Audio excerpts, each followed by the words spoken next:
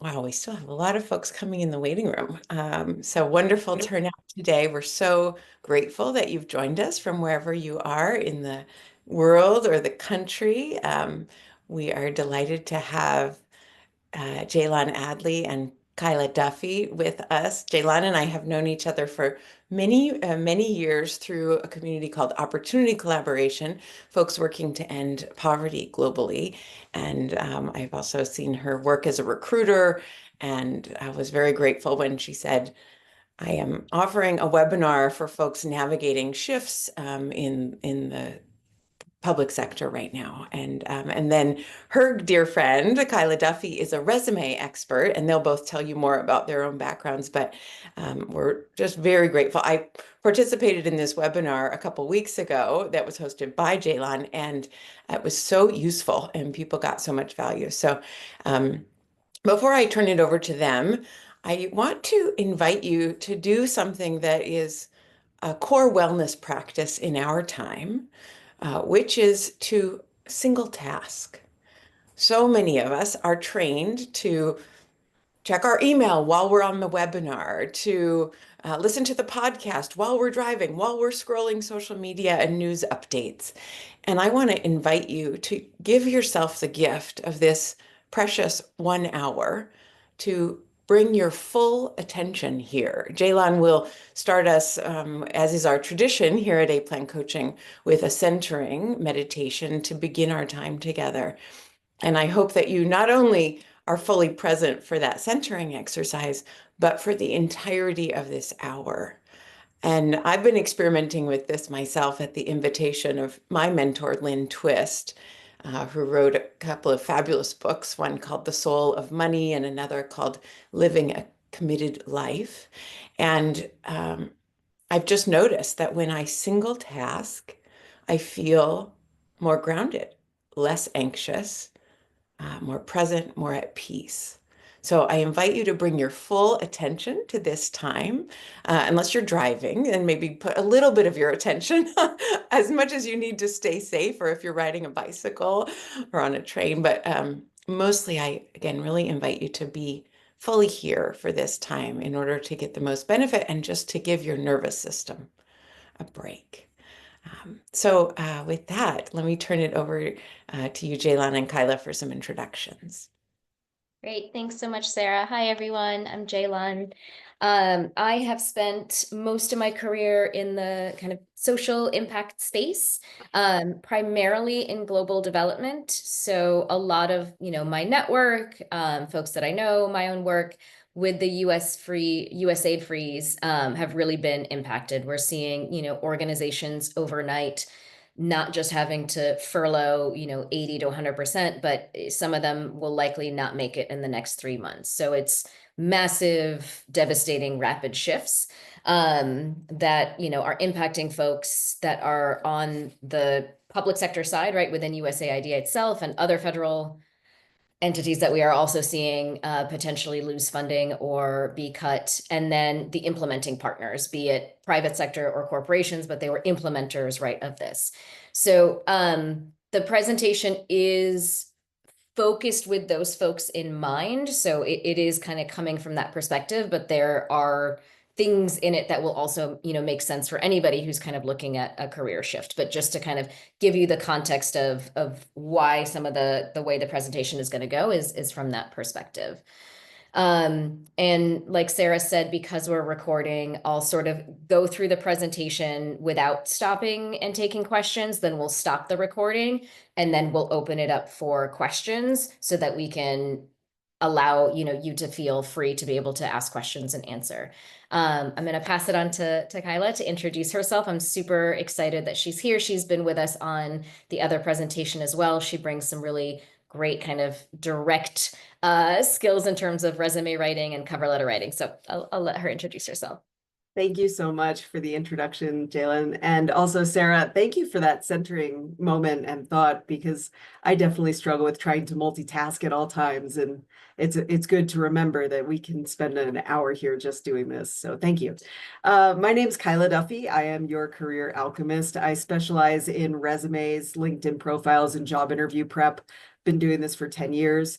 The things I bring to the table, I'm in the 1%, top 1% of Upwork freelancers. I've been using that platform for a while, but it's about 30% of what I do. But I work with people from all over the world, from all walks of life. I do federal. I also do a lot of tech. I do healthcare. I do legal. You name it. I have a very sharpened process that I use, and it works really across the plane. So I can help with anything like that. Happy to answer questions about resumes, LinkedIn. I have a master's degree in human resources. I've written about 5,000 resumes, and I've worked in a lot of different industries. So I'm no stranger to career change. I was a national sales manager for a rock climbing wall company. I taught sales management at the University of Colorado. I even joined a flying trapeze troupe in Japan at one point in time, while moonlighting as a resume writer. So if you're going through a career transition, I get it. I feel you. I've got a lot of empathy, and I'm here to help. So feel free to fire away your questions about resumes and things. Wonderful. Thank you. All right. Well, I think we'll get started.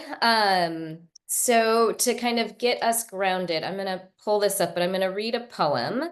So let me pull it up because I know some folks are visual, some are audio. So just in case, for those of you that are visual, kind of get us started with a poem by Khalil Gibran, who's a Lebanese poet. So I'll read it out and then we'll go from there. You can close your eyes, you can do whatever you feel as I kind of read through it.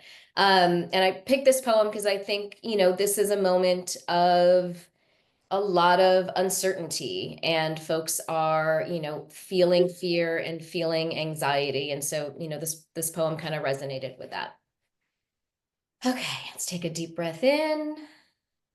And a deep breath out.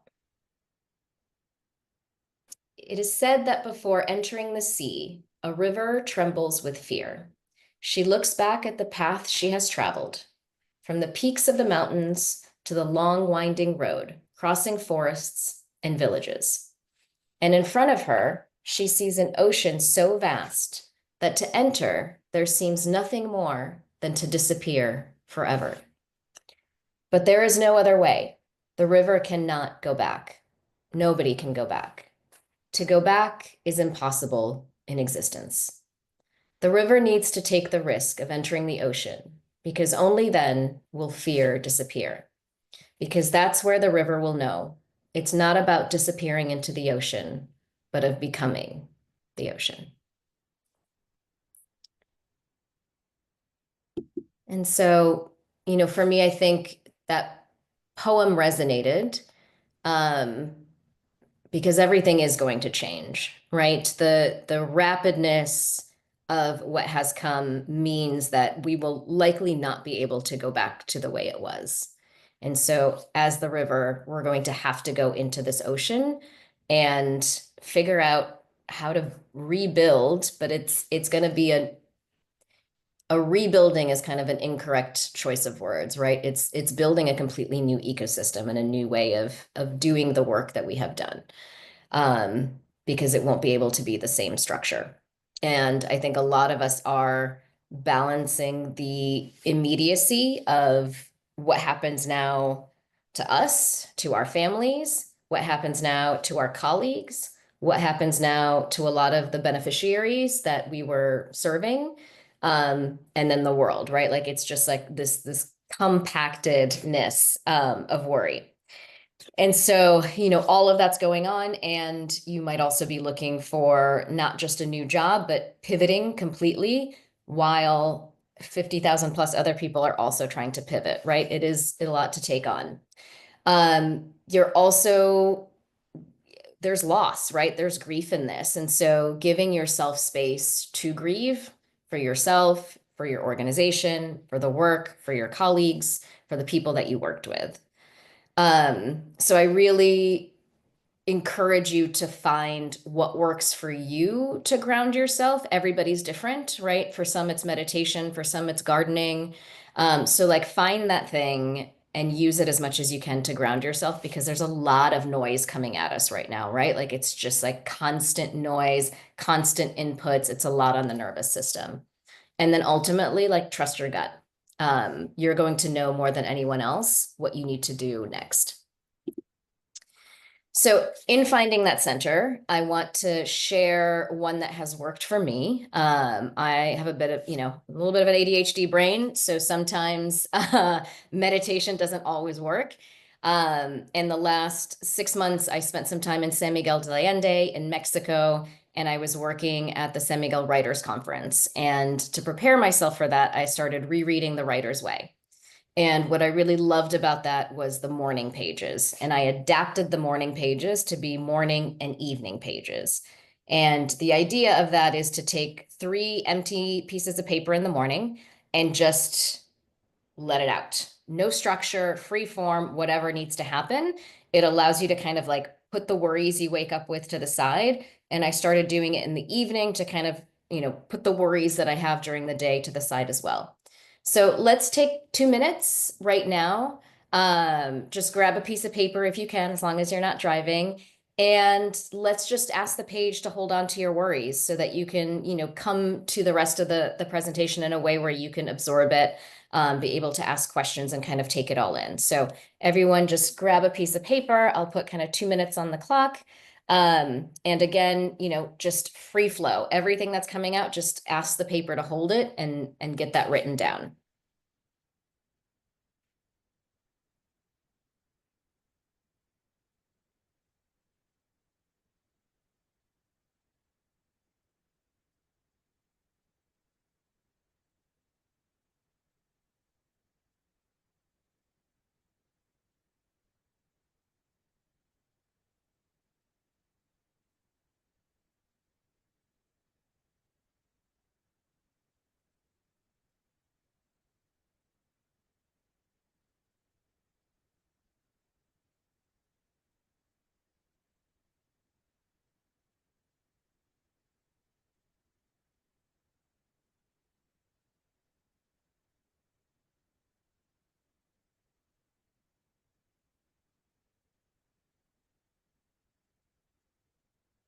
About 1 more minute for those of you who have joined. We're just doing a little bit of an exercise where you are just writing down on a piece of paper everything that's on your mind so that we can release our worries and put them to paper.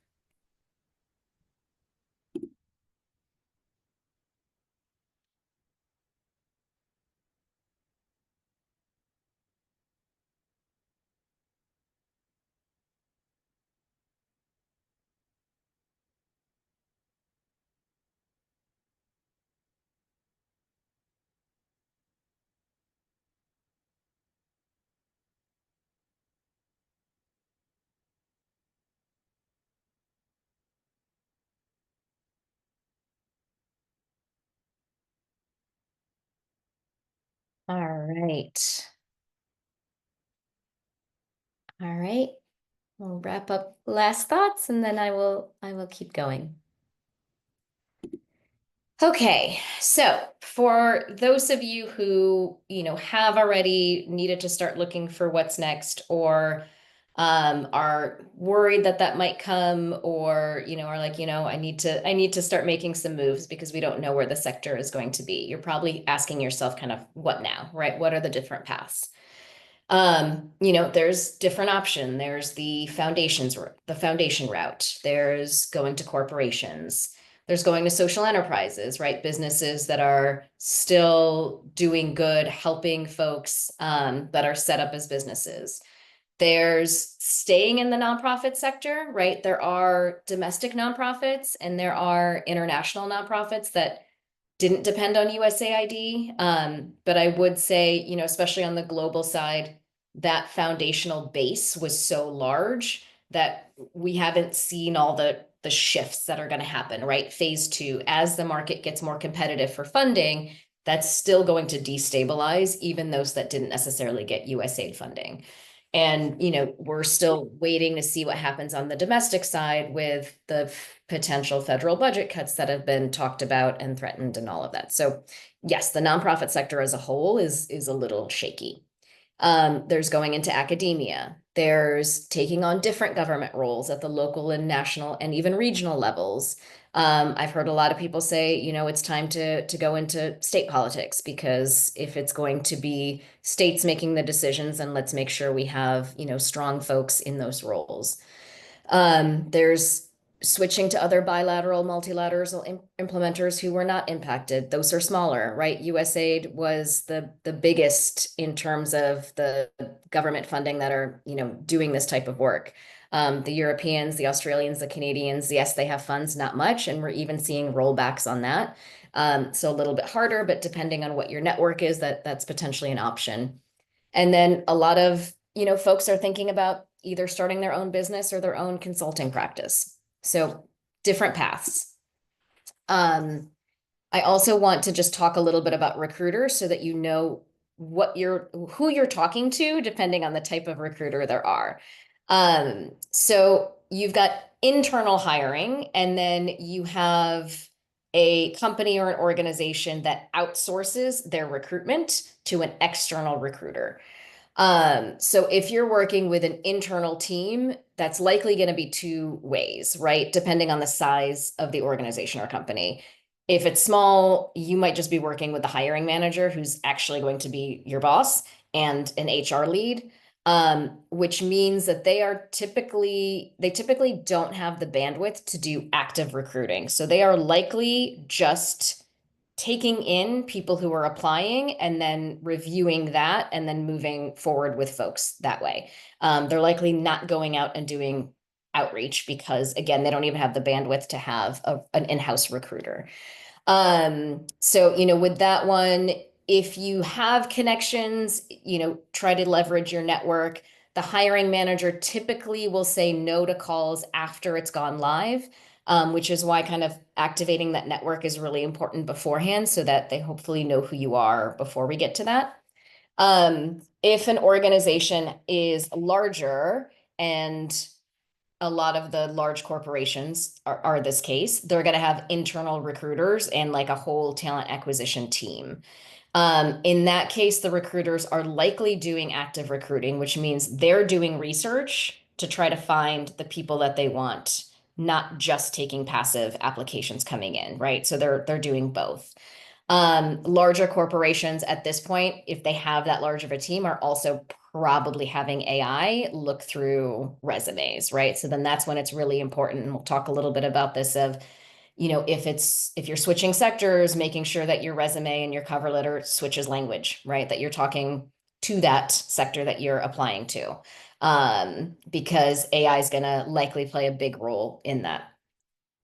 If they have hired a external recruiting firm, there's different ways of doing that, but the two main ones you'll likely run into are a retained search firm. So I work for a retained search firm. So Good Citizen, for example, works with foundations, nonprofits, and social enterprises, where we are retained to run a particular search for that company. So retained search firms typically are executive roles, so primarily C-suite, sometimes VP and up, because we're recruited to manage the whole process for that one search.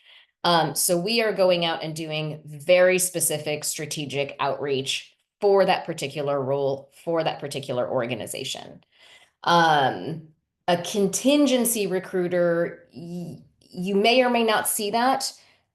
They're typically used for like highly technical roles and more entry mid-level roles at larger corporations, or larger organizations, because they use multiple contingency firms.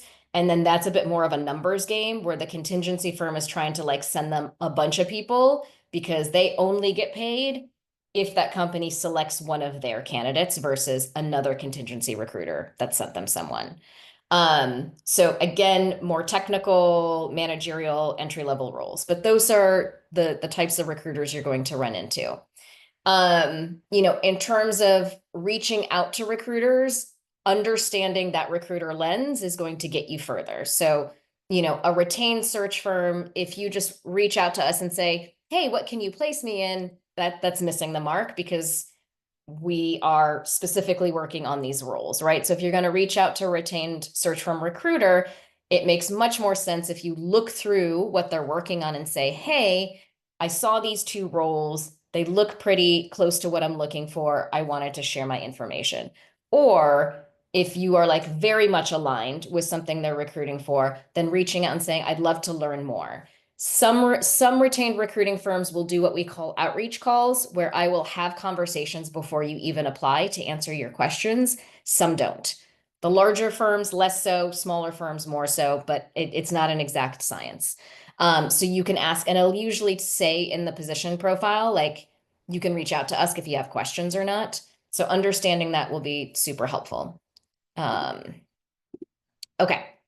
Foundations, things to know. So titles vary wildly in foundations from what you might be familiar with if you've been working on the nonprofit or the implementer side, in that a lot of the titling sounds a lot more junior than it actually is. Whereas you might think a program officer is more mid-level, and they're actually looking for folks that are like, they've been an executive director before. So don't be thrown off by the titling and not apply to something because you think it's too junior when it's potentially more senior level at a foundation. It's also good to understand there's program officers and grant managers, and they're two different teams and they're two different skill sets. So your program team are really your strategy, impact, and grantee relationships. So they're figuring out what gets funded and why. They're the ones doing your assessments of nonprofits. They're determining what fits with their portfolio, who should get the money, and then maintaining that relationship.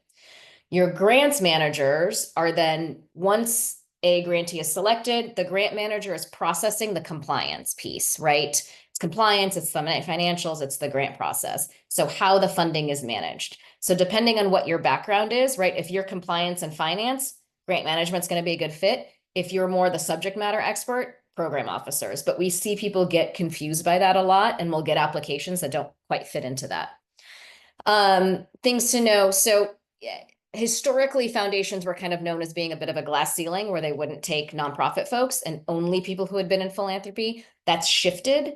We're seeing more of a shift where they understand that people who have on the ground experience are going to be really important for them, especially on the program team side, less so the grant side. So we're seeing a shift there.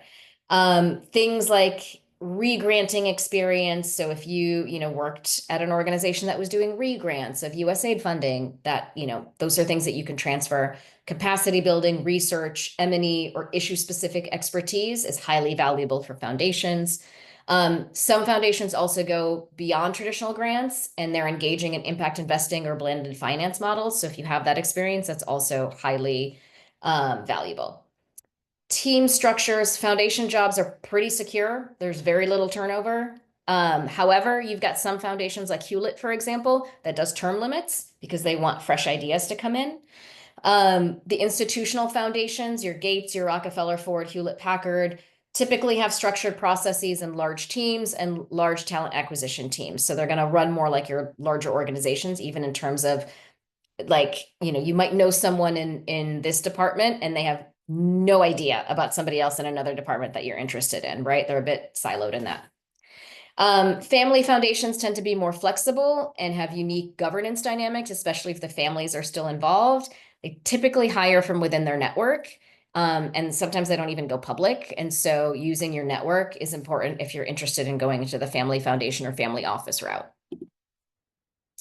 Private sector. I'm not going to go through the details. I think everybody know this, but just, thinking about your background and how does that translate, right? If you have been working with smallholding farmers, regenerative ag, or food systems, then companies like John Deere, Cargill, Starbucks, Mars, Kellogg's, right? Someone who has either working with smallholding farmers or has a value chain, that's going to be important for them, and your expertise is going to be transferable. So think about your expertise and then think about the companies who are looking for that expertise as you transfer. And I'll share these slides, but I think, I just wanted to touch on that. And I can't emphasize enough working that network. If you've been working with companies as clients or as like private public partnerships and you know them, start working that network. Similarly, companies that are expanding into new regions or markets, if you have regional expertise, right, reach out to them, start to network with them because your ability to quickly network weave, right? Quickly create partnerships, know who they need to be working with on the ground, be it governments, communities, et cetera, is going to be important to them. Language, learning the language of business. So I've got some here, but these aren't all of them, right? So first, highly transferable functions is obviously like finance, IT, operations, right? Most of those things pretty transferable. It's going to be everybody else that needs to get particular about the language we use. We use a lot of jargon in the development sector and a lot of what I call like the acronym soup. Private sector does not. So really go through your resume and make sure you clean that up. So things to think about like MERL, no one's going to know what that is in the private sector, right? It's data analytics, it's impact measurement, it's business intelligence. So look at how the private sector is using those and switch over. So I'll share this slide so that you have that. Navigating your transition. So kind of first is assess and define your path. And I ask folks that I'm working with, so I do some kind of career coaching as well. And so with those folks that I work with, I really start with like risk tolerance and what your runway is, right? And everybody is different. There's some folks who have a longer runway and have a longer risk tolerance. And so they can look at multiple paths. They can say, I'm going to apply, but I'm also going to try to start a business. For others, starting a business might not be it, right? You need health insurance for your kids and you got to get income in. So you have to understand your own kind of risk tolerance and where you are from your runway. That helps you then narrow down how many paths can I go after, right? Sometimes it might seem like multiple paths make sense. I tend to be a multiple path person, but it's also a lot of energy that you're exerting. And so depending on your risk tolerance and your runway, narrowing down that path might be the best way forward. Once you've kind of decided that, then you're going to position yourself for success in those different paths, right? So you might need 3 different resumes, one that talks to the private sector, one that's nonprofits, one that's academia, and switching your resume to match that. You also need to share your skills. So one thing to note, if you're not on LinkedIn, get on LinkedIn and like really fill out your LinkedIn. Most recruiting firms and most internal recruiting are using the LinkedIn Recruiter, which is a backend system that LinkedIn runs, where we're able to merge our database with LinkedIn so we can do fresh research. About 80% of research is being done on that, right? We're still using old school ways of like who's being written up in articles and Google and all that stuff. But with LinkedIn Recruiter and the volume, most recruiters are using that. So if you're not on LinkedIn, you're getting missed by getting research from recruiters. Do pro bono if you can, join a startup, write, engage, like get yourself out there, get visible. The CV versus resume. So outside of the US and in global development, we typically use CVs, which are longer. In the US and pretty much outside of global development, they use resumes, which are shorter. So you're going to have to like figure out how to shorten that piece to at least 2 pages. You can sometimes like stretch it out to 3, but primarily 2. And then understanding your timeline. Senior level searches can take up to 6 to 8 months.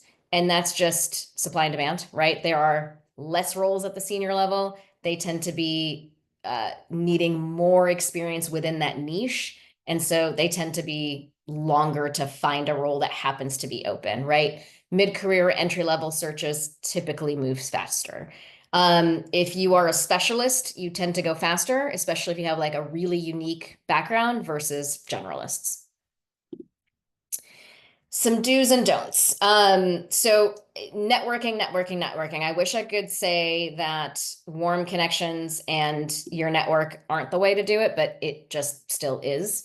So being proactive, trying to connect with an organization or a company you're really interested in ahead of time, engaging thoughtfully, right? Don't just blast recruiters or hiring managers, like come at it with like a really thoughtful approach. Tailor the messages, all those things. If a retained recruiter reaches out to you, that's a very good sign. We don't waste time reaching out to anyone based on like how the business model is. So if we're reaching out to you, that means we've done our research and we're like, this person's interesting. I want to talk to them. It doesn't mean it's going to be a fast process though, right? But that's a good sign. So I would respond to those if they're coming in over LinkedIn. If you can afford it, go to strategic convenings. Things to avoid is, no spamming, cold applications, just relying solely on doing cold applications, and try not to take silence personally. Recruiters and hiring teams are managing multiple priorities. If they're in our sector, they have also probably lost resources as well, and are likely using smaller teams. So just kind of, taking that in mind. For those who are super organized and have a job tracker, I recommend adding these sections to your kind of opportunity tracker. So I like to put like, is it an active recruitment? Which means I've applied to something that's actively out there. Is it a concept, something I want to start, a business I want to start, an idea I want to start? Or is it a company or an organization I'm interested in that I want to reach out to, even if they might not have a live search? So that way you can kind of categorize. Then scale your experience as well as your network. How connected are you to this role or this organization on a scale of 1 to 5? What brings you joy? Define your impact, what impact you want to make, scale those. And then does it meet your needs? And the needs are, does it meet the income you have to do to be able to say yes, the location, etc. That'll help you kind of prioritize then what to focus on, right? Having those things kind of scaled. Yeah, so again, expanding your network big.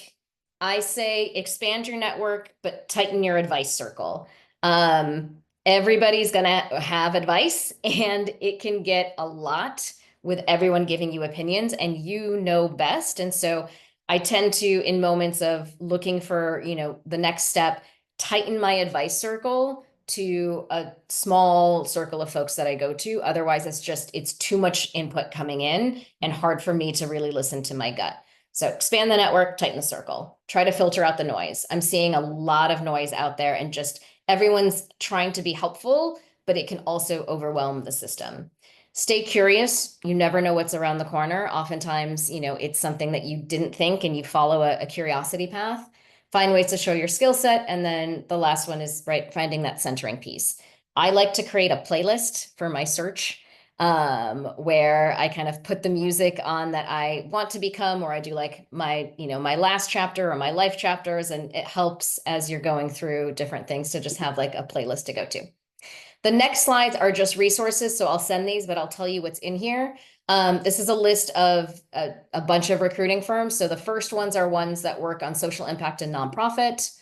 And then there's one with like the really large executive search firms that are typically doing more private sector, but they also have social impact practice areas to keep in mind. And then some resources. So, if you're senior leader and you want to talk about career advising, feel free to reach out to me. Kyla will talk about resume writing. She's there. A-Plan coaching. And then there's a couple of other like free coaching collaboratives out there as well, that are offering free if you directly got hit by USAID. So that is that. So I'll stop sharing. And then Sarah, I don't know if there's anything else you want to add before we stop the recording, and then we can open it up for questions. Yes, although Kyla, you had so many great tips in the Q&A last time. I wonder if there's just some high-level bullets that you want to share before we stop the recording. Also, as we did during the pandemic, A-Plan is also offering a month of free coaching for folks who are impacted by any layoffs. It sounds like government layoffs, if EPA maybe. So we won't give the list, Park Service, as well as USAID. So you will receive a note with the recording for this session that invites you to that month of free coaching. But Kyla, before we turn off the recording, just any sort of high-level tips before we go to the Q&A that you want to share with folks? Oh, geez, I'll try not to get in the weeds. There's so much to talk about when it comes to resumes, LinkedIn, these kind of things, because there's a lot of bad information on the internet. So I think my first high-level tip would be careful what you follow. For just a brief example here, I rarely go on TikTok, and I went on TikTok just seeing what career coaches were doing. And I saw someone recommending and saying, this is the way to get a job, to ask the question at the end of the interview. Is there a reason you wouldn't hire me? That's horrible advice. I wasn't thinking I wouldn't hire you until you said that. So that's the kind of advice that's floating around out there. By the way, a much better way to say that is something along the lines of, is there anything we discussed today that you'd like me to elaborate on? That's a great way to ask that question. I don't even recommend that question. I recommend specific questions about the company, but we can get into that if you have questions. See, don't want to get in the weeds. In terms of resumes, gosh, the most high level thing is this. What you need to say in your resume is, recruiter, hiring manager, what you're asking for, that's what I'm offering. So each time you write your resume, and I'm not saying you need to rewrite it every time, and you can really lean on technology today, on ChatGPT or whatever you prefer, to help you understand what the job description is asking for and what your resume needs to say. But you have to focus on that because your competitors will be focusing on that. So you need to say to the recruiter quickly and clearly, I have the skills you need. So that should be your focus. Also, fancy formats don't cut it. Please don't ever put a photo on your resume for a US resume. There are some countries that prefer that, like I think Switzerland, UAE. Some countries prefer a photo. United States doesn't. Your resume will go right into the trash bin if you put a photo because of equal opportunity laws. It really scares HR professionals. No photos. But a basic format made in Word or Google Drive is fine. Docs, don't save it as pages. It's got to be saved as a doc file or a PDF. What I recommend is using a doc file if you're uploading it online. If you're directly sending it to someone, use a PDF. In general, a PDF is okay, but there's a small chance it won't work well with applicant tracking systems. So that's why I recommend a doc for that. Do I recommend that you apply online? Absolutely, you should apply online. My recommendation is to apply online and then find the most likely hiring manager or recruiter on LinkedIn and send them a personal note letting them know you know how to follow instructions. You applied online, but here's why you'd be a great fit. And most importantly, why you love the company. Always think about the value you're going to provide to the company. That's what they care about. They don't care about what you want. A lot of people approach this whole process with what you want. It's natural. I get it. You are trying to figure out what you want, but the recruiter doesn't care about that. So what you really want to do is speak from their perspective, which is what they need. How are you going to provide value to them? So I would say is like some kind of high level advice. Those are the things I can offer. The LinkedIn, like Jailan said, it's so important to have a good LinkedIn because that's where the recruiters are. Most of the time, not all the time, because some companies have rules against this, but mostly a recruiter's going to look at your resume and then go right to your LinkedIn, which always seems so funny to me that we can't put photos on resumes, but it is what it is. Some companies have rules against their recruiters going to LinkedIn right after that until you've already had an interview, but it depends on the company policies. The fact is you need a solid LinkedIn. Some quick tips about LinkedIn. You want to write it in the first person. LinkedIn is a social network. You want to be friendly and approachable. Your photo should be friendly and approachable. You should be smiling. Your headline should have the titles that you want, the keywords, so that quickly recruiters can see what it is you're doing. And the about section should be in the first person. This is who I am. This is what I believe. One more quick point. Recruiters are most interested in your skill, motivation, and culture fit. It's very difficult to speak about motivation and culture fit in a resume. The summary is a nice place to maybe say something about that, but mainly your resume is focused on your skill. The LinkedIn can work together with your resume by really focusing on the culture fit and motivation pieces. This also helps you not to be pigeonholed because while you can adjust your resume for different job descriptions, you can't adjust your LinkedIn. So what you want to do, a good strategy, is to focus your resume on your skill as it applies to the job description, and then focus your LinkedIn more on that motivation and culture fit. So I hope these tips were helpful. Happy to answer. Yeah, that's a great start. And I remember when we did this webinar together before, we both really agreed on this point. So I want to highlight it of showing your passion and excitement for the role that you're applying for, mostly through your cover letter. But I know when I'm hiring at A Plan, I want people who are so excited about A Plan's mission that this is their very, very top choice. It's like early decision for college applications, if you know that process. Organizations want to hire people who really want to work there, who have researched the values and mission, and who feel a deep alignment. And then if I put on my coaching hat, so that's my hiring hat, I put on my coaching hat, seek out those organizations where it's genuine for you. When you look at their values and mission, you go, yes, this resonates at the core of my being, so that it's authentic. Organizations can feel that. So I encourage you to seek out the places where you feel excited and know that you would be a great fit. And then you can simply use your cover letter to convince them in the interview process of that. That is So such valuable advice. We didn't even touch on cover letters. A lot of people ask if cover letters are valuable, and they are. I always tell people that first line of the cover letter shouldn't be about you. It should be about what draws you to the organization. I mean, I guess in a way that's about you, but what about the organization stands out to you? Why are you excited about it? That is going to get you in for an interview. And one more little piece there, when you are in the interview, ask questions that show that you've done research about the company. Like, one question I really like is something along the lines of, I noticed when I was researching your company that you guys are moving in this certain direction. How could I contribute to the success of that in this role? Questions like that show your motivation, show your enthusiasm, and really will set you apart from other candidates. thank you, Kyla. Jailan, we have a number of questions. I'll combine them Yes. here for you about recruiters. So how do Yes. you know if a recruiter is legitimate? How can you know what type of recruiter they are? How do you find the recruiter on LinkedIn? Let's Yes. cover those.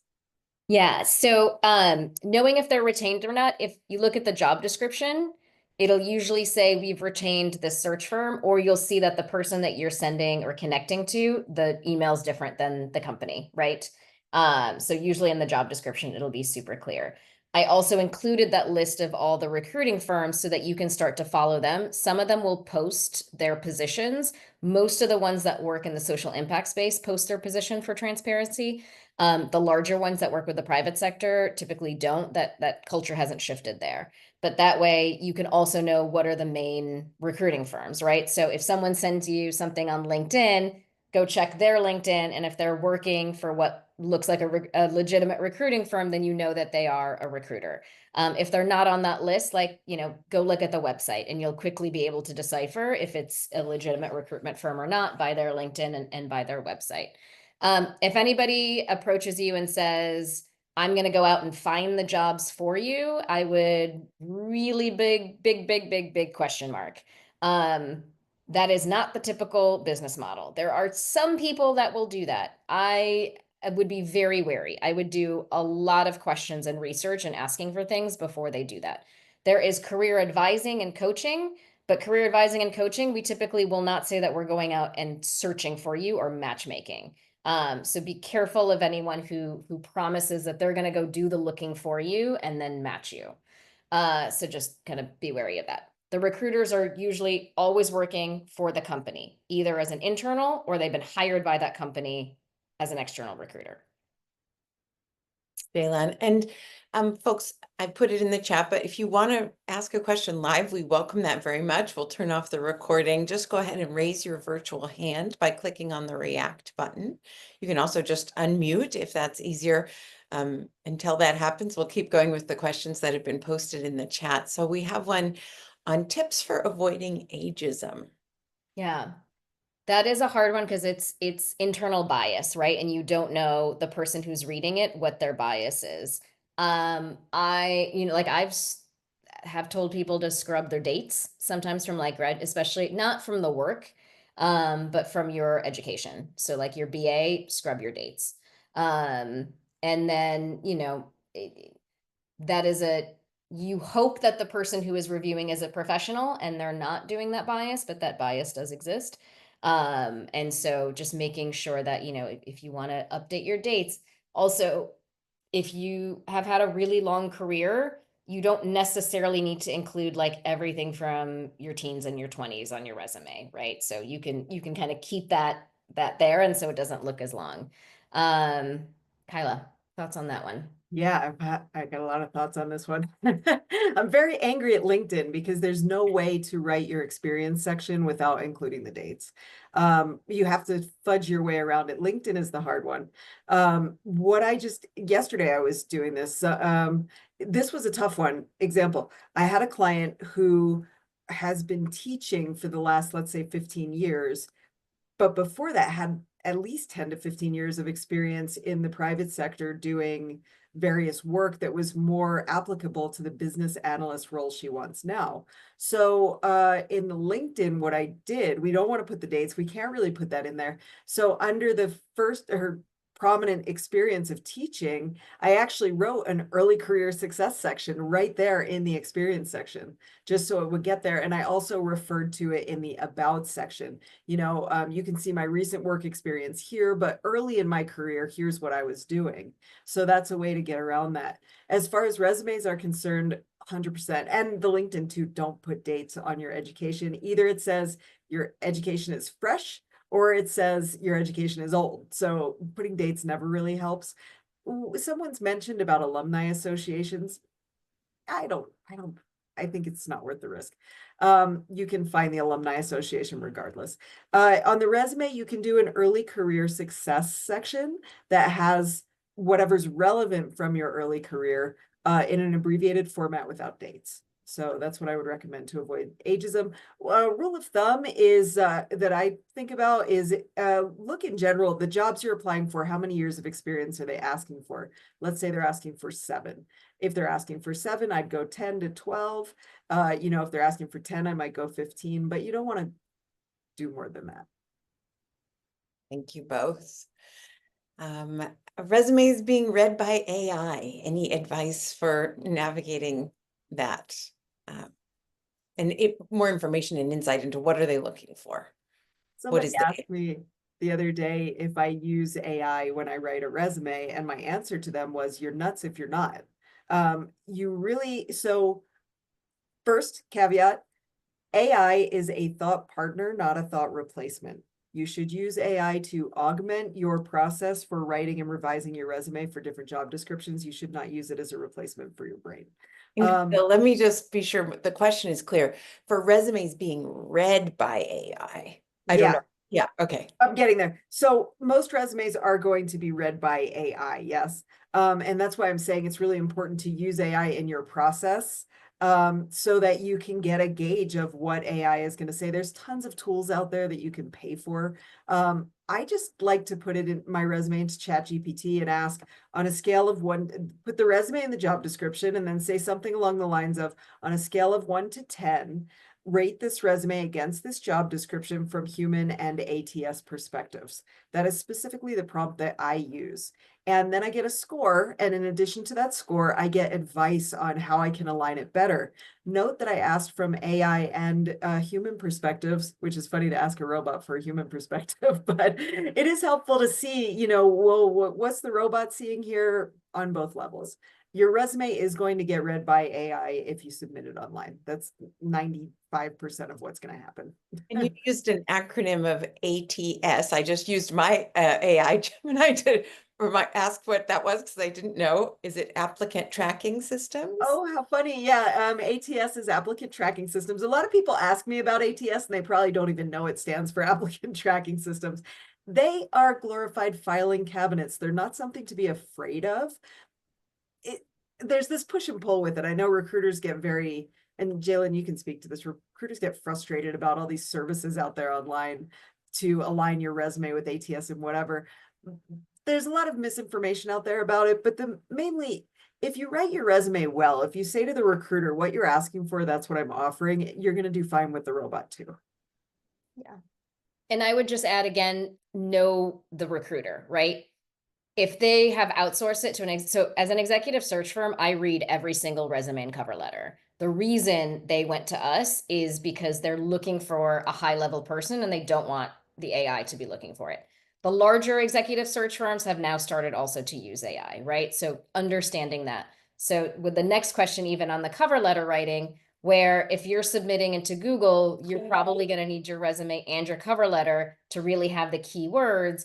if you're working, if you know that this search is being run by an executive search firm and a boutique one at that, then yes, having that cover letter have creative writing and humor are things I'm going to look for. Otherwise, I'm going to assume that you just, you put it into ChatGPT and you did that. So you want to raise yourself kind of to the top. So there's going to have to be some discernment there on, which path to take in your writing, depending on what the application process is, right? Are you going into the archives of Google or an Amazon or something like that? Or is this search being done by a retained search firm? Okay, so you started to tackle this already, but cover letters, should you include humor, keep it straightforward? And then there's also a question here from the same person about, is easy apply worth the time? Yeah. So yeah, on the cover letters, if it's, a human's going to be looking at it, humor, personalization, creativity is good. If you know it's going to be likely AI filtering it first, keep pieces of that, but don't you like make sure that you're not like taking up so much time, then it's not going to even hit because you don't have the keywords in there, right? So that discernment's going to be important on that one. The easy apply, that's a great question. We obviously don't use it. We're a retained search firm. I have tried them just for fun, just to see. I have yet to get a hit because I'm just like, boop. I've yet to get a hit from them. I think that some of them, like I'm curious if LinkedIn, for example, does use it. And because they own the algorithm, it might work for LinkedIn, right? Some of the larger ones, it might work. But I would be cautious of that. And I would read if the instructions on how to apply are very different from the easy apply, then go with the instruction one. If they're similar and they've decided to do that, and they may have decided to do that because they don't have the bandwidth, then no, it's probably going to be pretty automated in terms of how they're going to look at things. I'm laughing. I'm imagining someone writing something like, why did the chicken cross the road on their cover letter?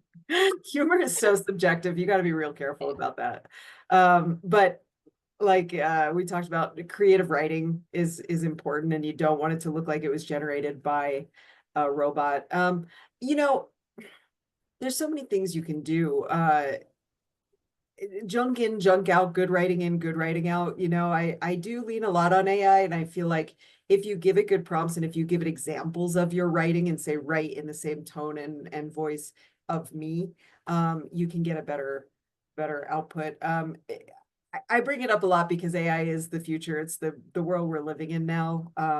And you can use it to help you to expedite this process. It's a lot better to do it that way than to use the easy apply, if you ask me. I think if you're not tailoring your resume for the job description, you're pretty much saying, I don't really care that much about this. So, if you want to apply and say, I don't really care that much about this, you're probably not going to get the job.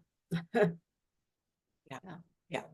And again, that goes back to apply for things where you want to put in the time because you're so excited and you feel like it's such a great fit that it's worth it.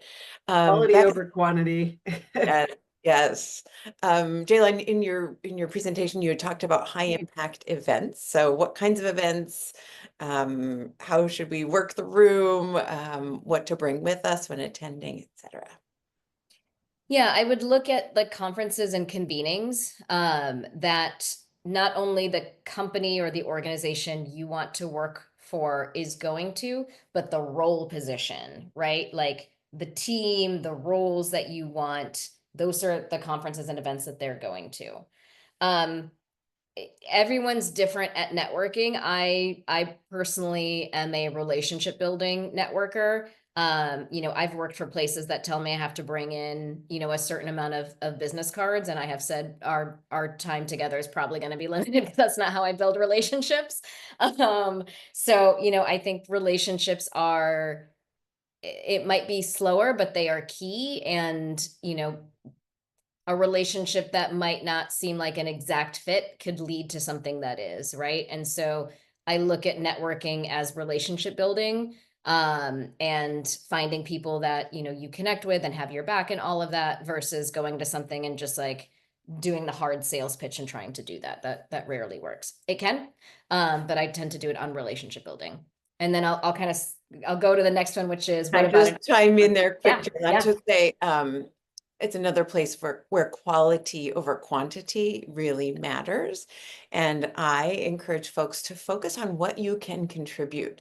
It's so easy to get in a scarcity mindset when we're job seeking of help me, I need to get my next job. Remember that you are talented, gifted, magnificent, and contributing to others is a immediate way to have them feel affinity for you, generosity toward you, and want to help you, even if they're not going to hire you, keep their eye out for how they can help you in your process. So I think it's a wonderful time to focus on depth of relationships and authenticity and generosity, and then let that come back toward you. I've seen it work time and time again. And then yes, go ahead, Jailan, an 18-month gap in employment, how to deal with that. And I just remembered when you were saying that, Sarah, on convening, if you can get involved volunteering at a convening where you are helping put those together, that's an instant way to start to talk to people, right? Either become somebody on stage if you can, and if you can't, get involved with the convening if you can, because then you will get access to people by working it. And then, okay, so 18-month gap. I would say sabbatical. It's a creative sabbatical. You can always do that. And if you have real legitimate reasons, you can also talk about that as well, right? And then I think that's also where filling things in with being on boards or pro bono work, then like you're showing that you're constantly being engaged, even if there is a wide gap. And if you are going to put a sabbatical, like you need to not like have a like something around there, right? What's the substance you were trying to learn? What were you going through? Some people have to take time off for family. That's a real thing, right? That people know. So don't make it up, but there's creative ways to talk about that where it's not like there was just radio silence on, for 18 months. I just had another client this week, similar situation, gap recently and for the last year or something because she was taking care of family. But taking care of family is not really that compelling on a resume. I mean, it's something some people can relate to and some people can't. So what I did, and she was also transitioning to a different role. I said, well, why don't you get PMP certification? Because she wanted to be in a project management thing. So, and I said, as soon as you sign up for it, we can put it on the resume. We just put the expected date. So she did that. So we were able to say, took a planned career break, ready to jump back in with PMP certification expected 2025. And that kind of it elevated her because now she's showing continuous learning while she took her break. Love it. Kyla, this next question I'm going to send to you first because I remember you answering it when we did this previously together. Should we address anything about the fall of the sector? Or I think last time too, expressing, upset, frustration about what's happening now. But yes, should that be included in the cover letter, or how explicit should folks be about, being released because of the current administration's actions? Oh, by all means, tell your prospective employer how angry you are. No, don't ever say anything negative about anything in an interview because it Or will. how about just explaining why I'm suddenly out of a job? Well, those are two different questions. So don't ever say anything negative in an interview because it will reflect poorly on you. No matter how right you were, it's not going to matter. It still will be negative and reflect poorly. In terms of being laid off, everybody's laid off right now. Everybody. So this is not a black mark against you. This is just something that's going on right now. So I don't think being laid off, if that's the case in your situation, is something to be ashamed of or feel weird about or anything, because it's just some weird thing that's happening right now in our universe. So what do you say? Always try to keep a positive spin on things. I was laid off, but this really opened my eyes and opened an opportunity for me to do this next thing, to find a role that's a better fit for me, to use my skills in this way with your organization. I never would have saw this job description if I was having a job, and I'm going to do great things for you. Again, always keep that you focus. What are you going to do for them? But I don't think being laid off is something that you need to be concerned about talking about. That hour flew by. Thank you so much, Jailan and Kyla, for your depth of expertise. Thank you, everyone who contributed questions. I know many were holding the same questions in the room. We at A Plan Coaching are here to support you through this transition time. I know Jailan and Kyla, their contact information, their LinkedIn will be included in the follow-up recording. And yeah, just take really extra good care of yourselves and your people as we navigate this time. Thank you, and we'll see you next time. Take care, Thanks, everybody. everybody. Bye.